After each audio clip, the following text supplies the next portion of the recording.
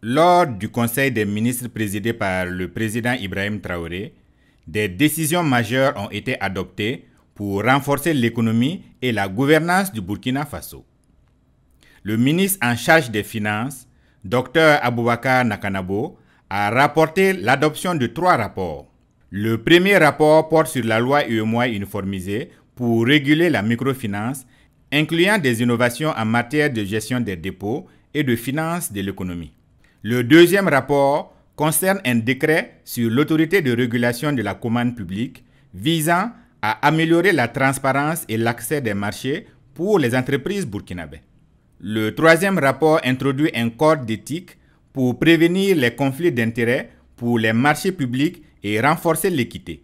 Il s'agit d'une loi uniforme de l'UEMOA et que le Burkina entend internaliser parce que cette loi a été prise pour améliorer le dispositif de gestion de la microfinance.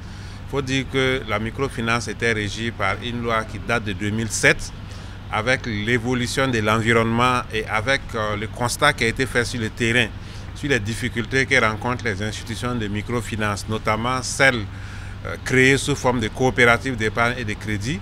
Il a été donc apporté un certain nombre d'innovations, innovations qui va concerner essentiellement l'amélioration de la gouvernance pour la rendre plus solide, pour faire en sorte que les dépôts des épargnants puissent être bien gérés, de sorte à ce que la microfinance en tant qu'alternative au système bancaire pour les petits épargnants et les petites structures puisse véritablement jouer son rôle. Et dans ce dispositif qui a été prévu, un certain nombre d'améliorations de la gouvernance a été pris en compte. Cela va permettre de renforcer le dispositif et surtout de faire en sorte que les institutions de microfinance puissent jouer un rôle important dans le financement de l'économie. Vous savez qu'au niveau des banques, l'accessibilité pour certaines catégories de population n'est pas évidente. Donc les microfinances viennent suppléer cela. Donc il est important qu'on puisse renforcer le dispositif de gestion des microfinances de sorte à ce qu'elles puissent jouer pleinement leur rôle.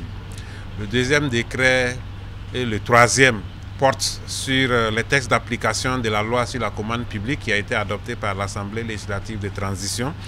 Il faut dire que cette loi permet d'apporter un certain nombre d'innovations, notamment en termes de transparence, en termes d'accélération, mais surtout aussi en termes d'accessibilité des marchés publics pour les entreprises burkinabées.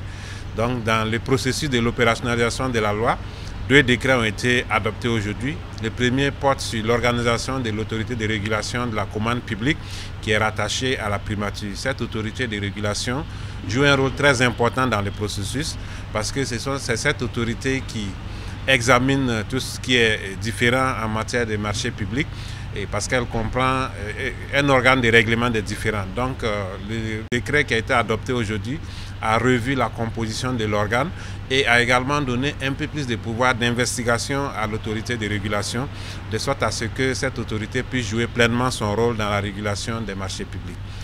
Le troisième décret porte sur un code d'éthique et de déontologie sur les marchés publics. Ce code d'éthique et de déontologie va permettre de faire en sorte d'éviter les conflits d'intérêts en ce qui concerne les marchés publics. Parce que, comme vous le savez, au niveau des marchés publics, il y a beaucoup d'allégations de conflits d'intérêts. Donc, il faut renforcer le dispositif pour faire en sorte que les marchés publics, tous les acteurs qui interviennent sur ces marchés, puissent travailler dans la transparence totale et dans l'efficacité, de sorte à ce que la question des marchés publics soit vue sous un angle beaucoup plus positif. Donc, ce dispositif va renforcer véritablement tout ce qui est contrôle au niveau de l'autorité de régulation, contrôle des acteurs, contrôle des processus pour un meilleur suivi des marchés publics dans notre pays. Le Conseil a aussi approuvé un avant-projet de loi pour ratifier un accord de prêt SWIFT+. Ce projet restructuré vise, selon le ministre de la Santé, Dr Robert Lucien Marie Kargougou, l'autonomisation des femmes via la formation professionnelle et le renforcement de la distribution des médicaments.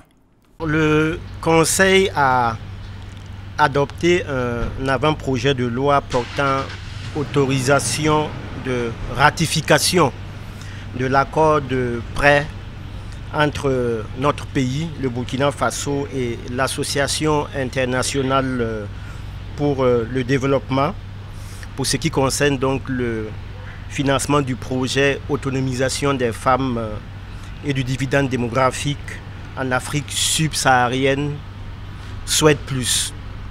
L'adoption de ce rapport fait suite à un processus de restructuration qui a permis véritablement de prendre en compte les priorités du gouvernement.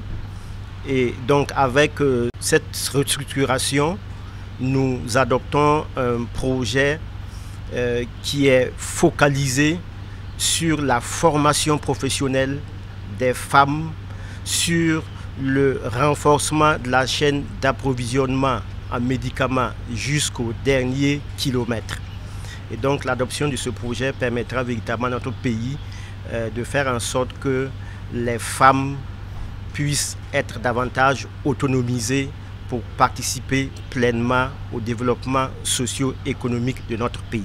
À titre d'exemple, dans ce nouveau projet restructuré, nous allons procéder à la construction de centres de formation professionnelle pour les jeunes filles, pour les femmes, ce qui va les permettre d'être davantage outillées pour qu'à la fin de la formation, elles puissent bénéficier d'un accompagnement pour s'installer et participer véritablement au développement socio-économique de notre pays.